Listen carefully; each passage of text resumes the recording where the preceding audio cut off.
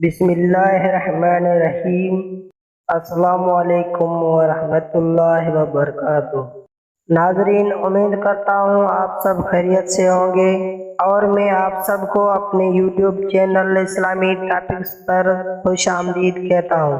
اور اگر آپ نے ہمارے چینل کو ابھی تک سبسکرائب نہیں کیا ہے تو جلدی سے ہمارے چینل کو سبسکرائب کریں اور ساتھ میں بیل آئیکن پہ کلک کریں تاکہ ہماری ہر نئی ویڈیو آپ کے پاس بآسانی پہنچ سکے۔ اور ناظرین، آج کی اس ویڈیو میں ہم آپ کو حضور نبی کریم صلی اللہ علیہ وآلہ وسلم کے ارشادات بتانے جا رہے ہیں۔ حضرت محمد صلی اللہ علیہ وسلم، جو تمہارے ساتھ برائی کرے تم اس کے ساتھ احسان کرو، نیکی کا بدلہ ضرور یاد کرو۔ رسول کریم صلی اللہ علیہ وسلم نے فرمایا، تمہارے ساتھ اگر کوئی شخص نیکی کرے تو اس سے بدلہ ضرور دیا کرو۔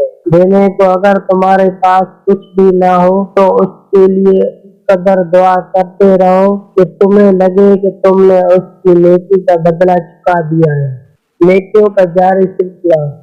حضرت محمد صلی اللہ علیہ وسلم، موت ہونے کے بعد جس نیکیوں اور اعمال کا ثواب مومن کو ملتا رہتا ہے، ان میں سے ایک وہ علم بھی ہے جو اس نے لوگوں کو سکھایا اور پھیلایا۔ سیدنا معاذ بن جبل رضی اللہ عنہ نے رسول اللہ صلی اللہ علیہ وسلم سے عرض کی، آیا ہم جو بولتے ہیں کیا اس بارے میں بھی پوچھا جائے گا؟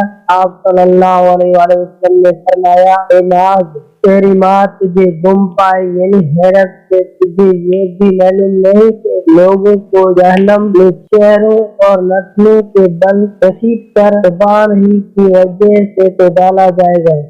قرض سے پناہ مانگنے کی دعا۔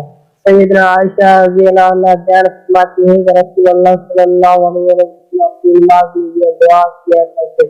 قرض کے نقصانات۔ آپ صلی اللہ علیہ وسلم نے فرمایا، جب بندہ مقروض ہو جاتا ہے تو مجبوراً جھوٹ بولتا ہے اور وعدہ کر کے خلاف ورزی کرتا ہے۔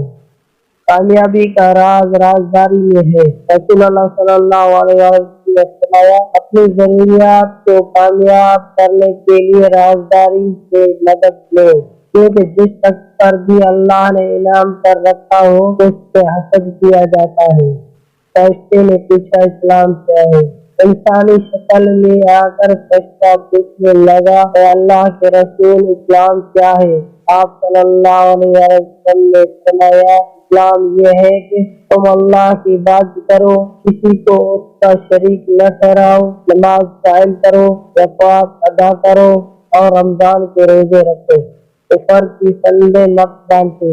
رسول کریم صلی اللہ علیہ وسلم نے فرمایا، جو آدمی اپنے کسی مسلمان بھائی کو کافر کہتا ہے تو ان دونوں میں سے ایک کافر ہو جاتا ہے۔ جسے کافر کہا گیا ہے اگر وہ نہیں ہے تو کہنے والا خود کافر بن جاتا ہے۔ ولا علم بالصواب۔ دوستو، اس کو صدقہ جاریہ سمجھ کر شیئر کرو۔ جزاک اللہ خیر۔